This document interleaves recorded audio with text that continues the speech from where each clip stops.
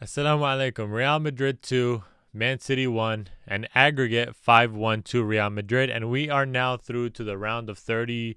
No, round of 16. What is it? What's going round of 8? What is it? I don't even know. Anyways, if you look at the screen, we went through. We're going to be over here. And most likely we are going to face Bayern.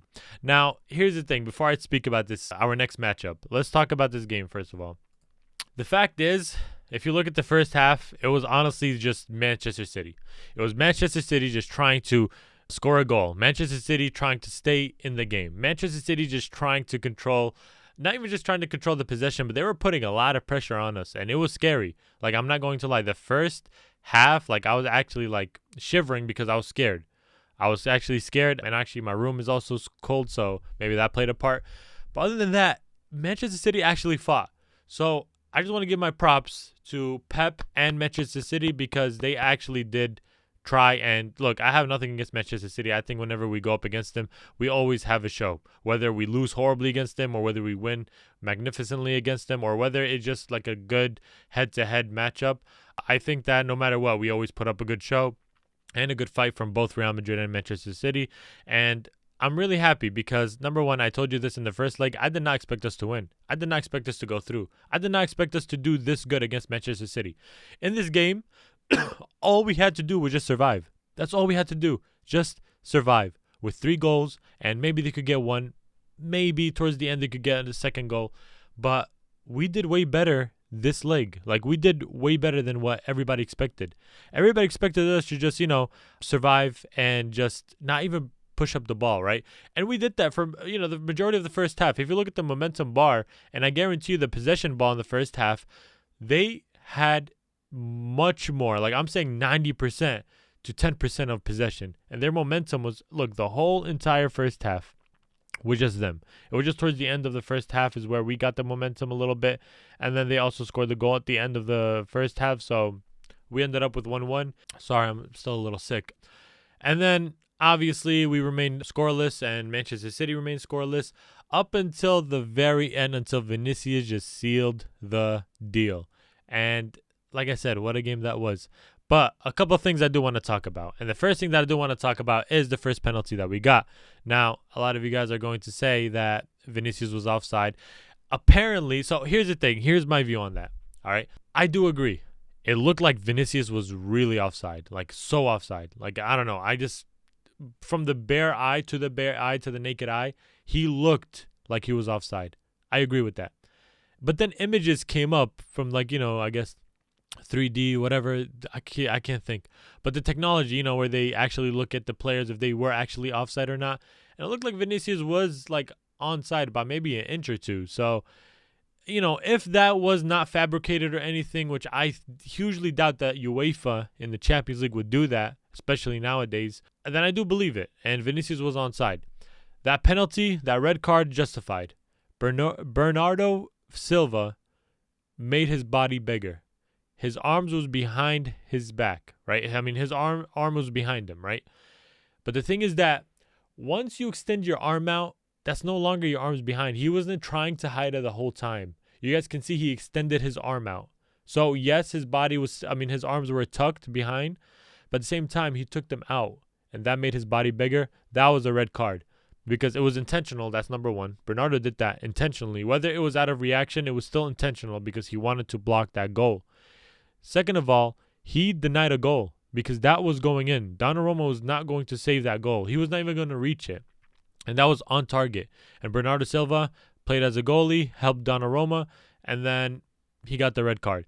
It was justifiable. You guys really cannot argue with that. The only thing that I could argue is that Vinicius might have been offside because to me it looked like he was offside, but apparently he wasn't. So that's how we got our first goal. And then Manchester City, they got their first goal with 10 men, and that was scary because if they got their goal with 10 men, and Doku, by the way, I just want to see the ratings because he was their best player in my opinion.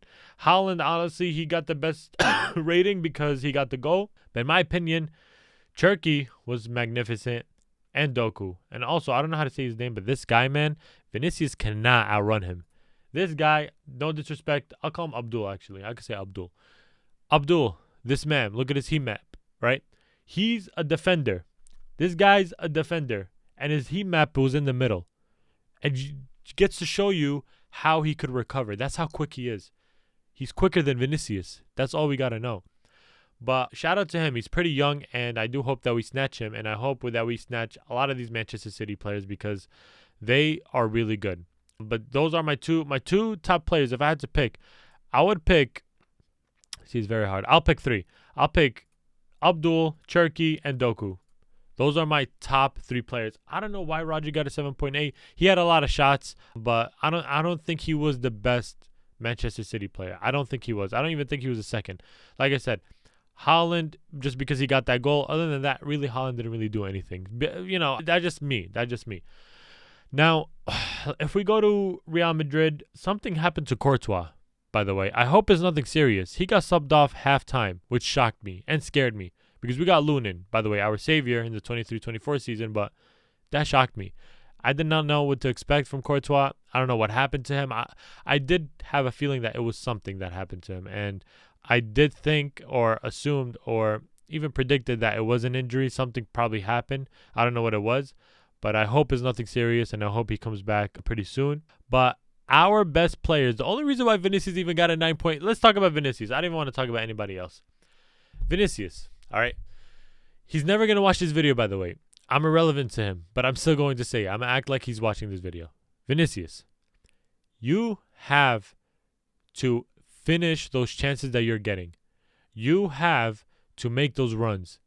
You have to work harder because from the looks of it, it looks like you're just walking around when you're supposed to be defending, walking around when you're supposed to be pressing, waiting for the ball to get to Trent or Valverde and then making a run. And if that doesn't work, you're going to walk back. You're going to walk back onside.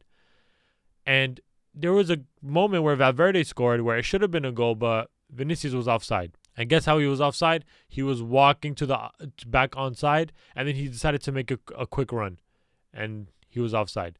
That's not how it works. Vinicius also, when he gets the ball, right? I don't know if you guys noticed, he just passes it backwards. That's all he does. He gets the ball, like I said. He does a little hezzy, little shimmy. I don't know what he does. And then he passes it backwards. That's not what a world-class winger does. You have to be a threat.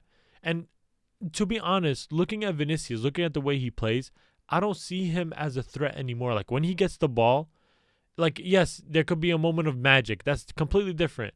But I don't see him as a threat unless he plays down the middle. Like I said, he's been playing down the middle here and there in the game, and that's where I think he's, good at progressing the ball by himself.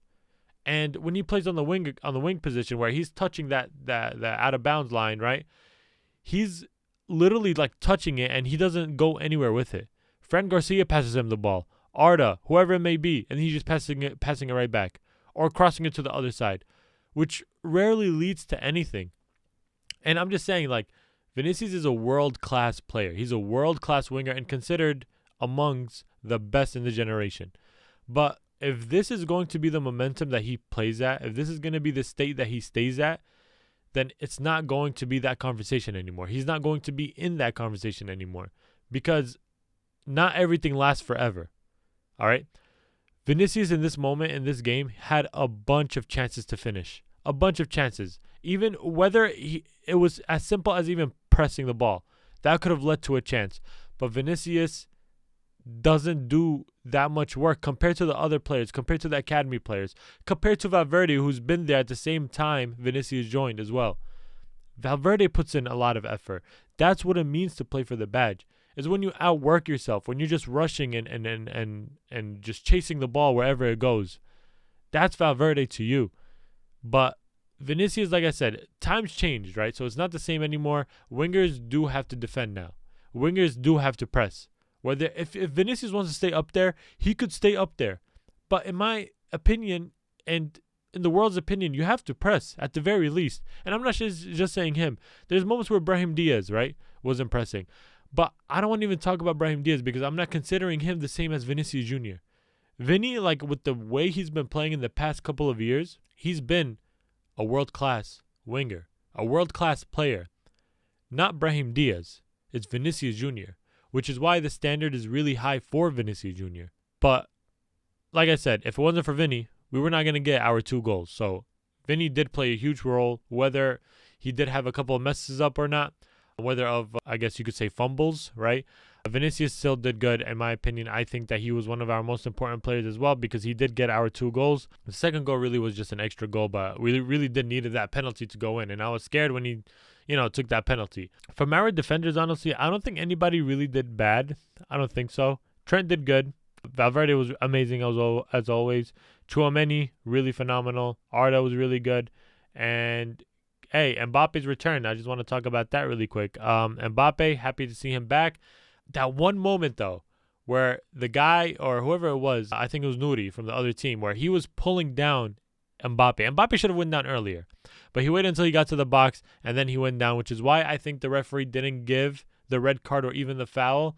But I think that if Mbappe went down earlier, that would have been a red card, which Mbappe should have done because he was kind of tucking on his shirt. And I get it. Mbappe is strong. He's trying to outwork him, but if he was going to go down, he should have went down immediately instead of waiting until he got to the box.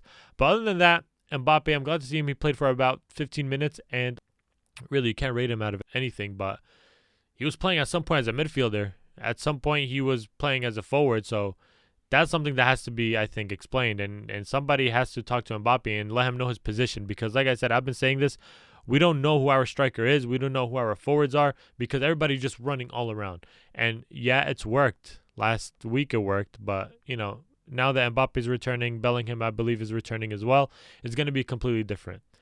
Now, really quick, because I do have to go break my fast in a little bit, let's talk about our knockout stage. So we have Real Madrid. Now it's updated. We are through, and now we are going to go up against, my opinion, it's going to be Bayern. Now, here's the thing about Bayern. In my opinion, I have zero hope. I have hope, but I have zero reasoning why we are going to win. I don't think we're going to win. We're going to lose. That's what I think. And it doesn't mean I lost hope because I still have hope that Real Madrid is going to create that spark, especially in the Champions League. But at the same time, we know Bayern. We know the pace that they're at, the level that they're at. 6-1 against Atalanta. I get it. It's an Italian team, and they're not really doing good in their league. But at the same time, it's Bayern. We know the level that they've been at.